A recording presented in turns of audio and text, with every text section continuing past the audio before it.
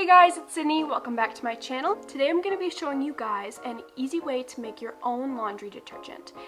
It's inexpensive, super simple to make, and lasts quite some time.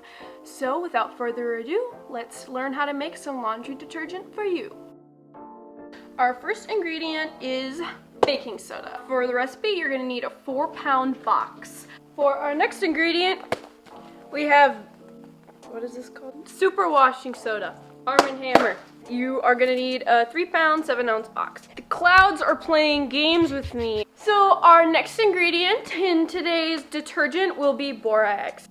I don't think you have to use this, but I do, and it's okay. But if you don't want to, I suppose you could do the research for it. I don't know, but borax is okay for me. But if you do use borax, you are going to need a 4-pound box. Our next ingredient is going to be OxiClean Versatile Stain Remover, America's #1 versatile stain fighter. So actually for this one, there's multiple different kinds. I have the original one right here, which has the yellow top, but there's actually one that's an odor blaster one, which I believe has a purple top. And then there's also one that I believe is chlorine-free, perfume-free, fragrance-free. It might be free of something else, but it definitely is not free of cost.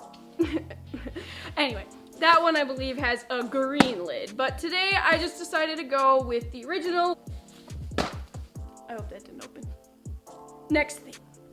Next is another optional ingredient, but I think it is a necessity because I love my laundry to smell like a freaking field of flowers. Yes, that's what I'm going for.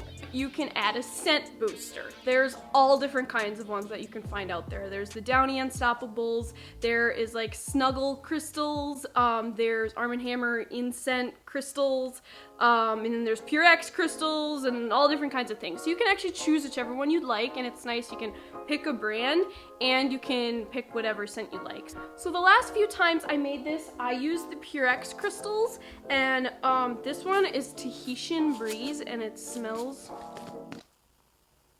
super wonderful. You are gonna need 2 bottles of these. Hey, Mascarena. Why is the sun playing with me? Boom, and there was light. And for our last ingredient today, we have Zote soap. Comes in white and pink, and I just grabbed white this time, but I've done pink before. They're super easy to grate. You can also use the Fels naphtha, but if you use that, you have to use 5 bars of soap, and it's harder to grate, but it makes finer shreds. This one makes like thicker shreds. So whichever one you prefer, again, if you get the white or the pink Zote soap, they're the same thing. I think just the pink one has dye in it. So another thing to add about the Zote soap is you obviously have to grate the Zote soap. I just bought a hand grater from the dollar store that you can use, and it shreds pretty easily. So some people actually have used their food processor to grate the soap, which I am going to be trying for the first time today. So this is my makeshift table. It's my dining room chair plus an end table. So that's how I'm gonna show you guys how to add ingredients today. First thing I added was borax. Then I moved on to the baking soda. And finally, the super washing soda. Next is your OxiClean. I recommend saving the scoop inside to place in your bulk batch.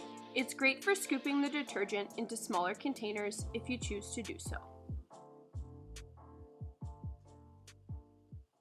If you decided to use a scent booster, you can put this in now with the rest of the mix. I save my Purex containers to store my detergent in because they're nice and small, and the cap can be used as a measuring cup. Now I mix everything together before adding the Zote soap.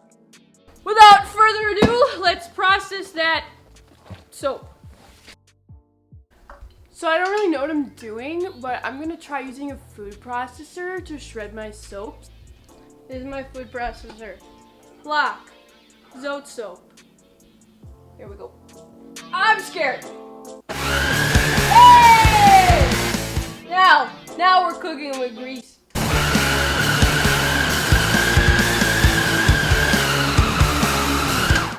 feel like a chef.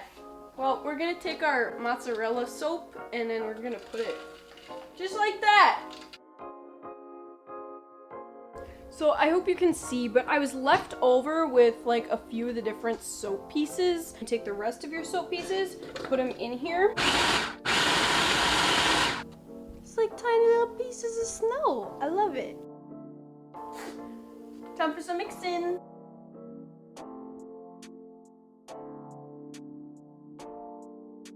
So as I mentioned in my thumbnail, this big batch of laundry detergent that you can make is good for 224 loads of laundry. So I did a little comparison to the Tide Original to figure out how much of a price difference this makes, and this reason is why I, for one, personally decided to start making my own laundry detergent, because I think it saves me so much money, especially because I wash my clothes a lot.